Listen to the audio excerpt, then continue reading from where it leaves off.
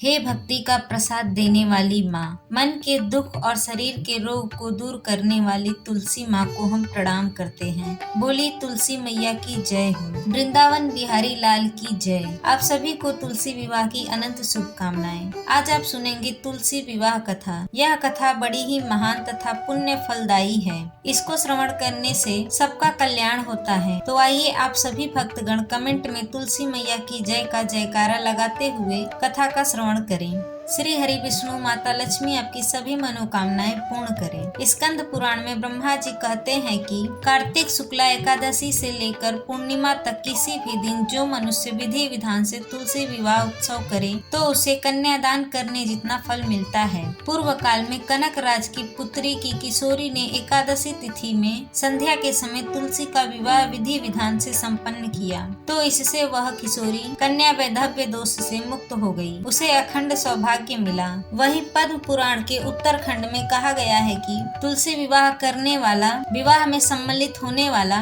तुलसी विवाह की तैयारी में योगदान देने वाला और तुलसी विवाह के शुभ पूजन को देखने तथा गान नृत्य करने वाला, कथा को श्रवण करने वाले श्री हरि विष्णु के आशीर्वाद के पात्र बन जाते हैं। इससे उनके वैवाहिक जीवन सुखी हो जाते हैं तथा विष्णु जी और माता लक्ष्मी की कृपा से घर परिवार में सुख शांति समृद्धि खुशहाली का वास हो जाता है। तो आइए अब सबसे पहले श्रवण करते हैं तुलसी विवाह की लोक कथा। एक परिवार में ननद और भाभी रहा करती थी।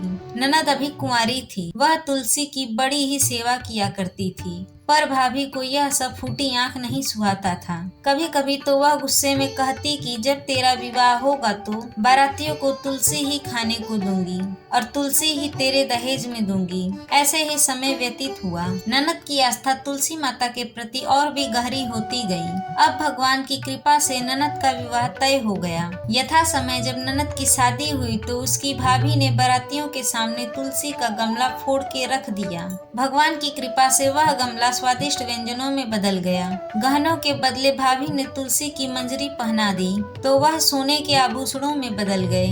वस्त्रों के स्थान पर तुलसी का जनेऊ रख दिया तो वह रेशम से सुंदर वस्त्र में बदल गए। इस प्रकार भली भांति उसका विवाह हुआ। ससुराल में उसके दहेज आदि के बारे में बहुत बड़ाई हुई। इस पर भाभी को बड़ा ही आश्चर्य हुआ और तुलसी जी की पूजा का महत्व उसको समझ में आया। भाभी की एक लड़की थी। वह अपनी लड़की को कहती कि तू भी तुलसी की सेवा किया कर, तुझे भी बुआ की तरह अच्छा घर बर मिलेगा। पर लड़की का मन तुलसी की सेवा में नहीं लगता था। अब भाभी के लड़की के विवाह का समय आ गया तो भाभी ने सोचा कि जैसा व्यवहार मैंने अपनी ननद के साथ किया है उसी कारण उसे इतनी इज्जत मिली है, क्यों ना मैं अपनी लड़की के साथ भी ऐसा व्यवहार करूं। उसने तुलसी का गमला फोड़कर बारातियों के सामने रख दिया परंतु इस बार मिट्टी ही मिट्टी रह गई और वह अपनी लड़की को मंजरी पहनने के लिए आभूषण के रूप में दे दिया। वह मंजरी व पत्ते अपने पूर्व रूप में ही रहे और तथा जनेऊ जनेऊ ही रह गए। सभी बाराती भाभी की बुराई करने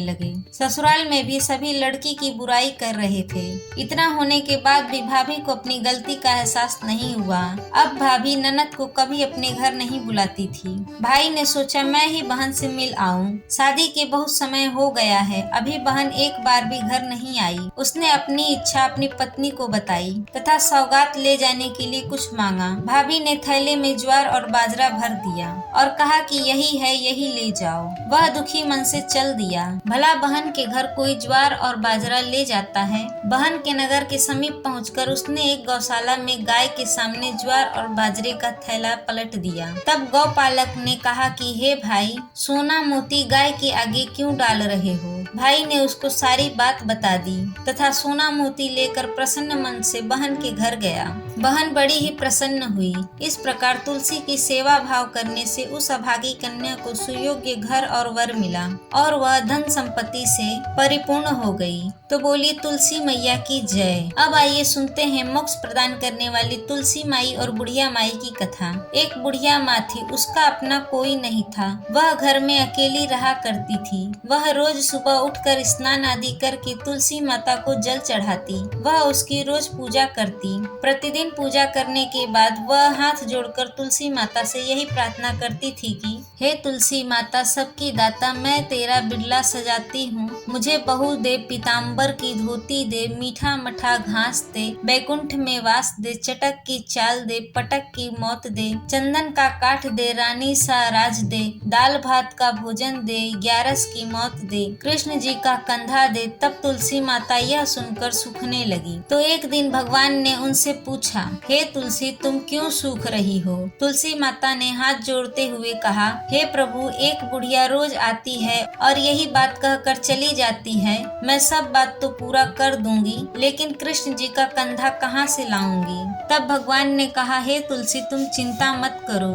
पहले की तरह हरियाली रहो। जब उसका समय आएगा तब हो जाएगा। मैं उसे अपने हाथों से कंधा दूंगा। तुम यह बुढ़िया माई से कह देना। कुछ दिन बाद जब कार्तिक मास की देव उठनी एकादशी का दिन आया, बुढ़िया माई रोज की तरह पूजा करने के बाद परिक्रमा कर रही थी। अचानक उत्पा आया और वह गिर पड़ी। थोड़ी ही देर बाद वह मर गई। सुबह से पूरा दिन व रात भर ऐसी ही पड़ी रही। जब दूसरे दिन सुबह भी बुढ़िया माई के किवाड़ नहीं खुले तो पड़ोसियों को आश्चर्य हुआ कि रोज सुबह बुढ़िया माई के दरवाजे खुल जाते थे। आज क्या बात है? पड़ोसी किसी तरह अंदर गए तो देखा कि बुढ़िया माई तुलसी के पास मरी पड़ी है। उनका अपना कोई नहीं था। इससे थोड़ी देर बाद जब पड़ोसियों ने मिलकर सब तैयारी की तब उन्हें उठाने के लिए अंदर गए तो बहुत कोशिश करने के बाद भी बुढ़िया माई नहीं उठी। लोगों ने काफी देर तक जोर लगाया परंतु नहीं उठा सके। तब भगवान एक 12 वर्ष के बालक का रूप धारण करके वहां आए। बालक ने कहा, मैं बुढ़िया माई के कान में कुछ कहता हूँ तो बुढ़िया माई उठ जाएंगी।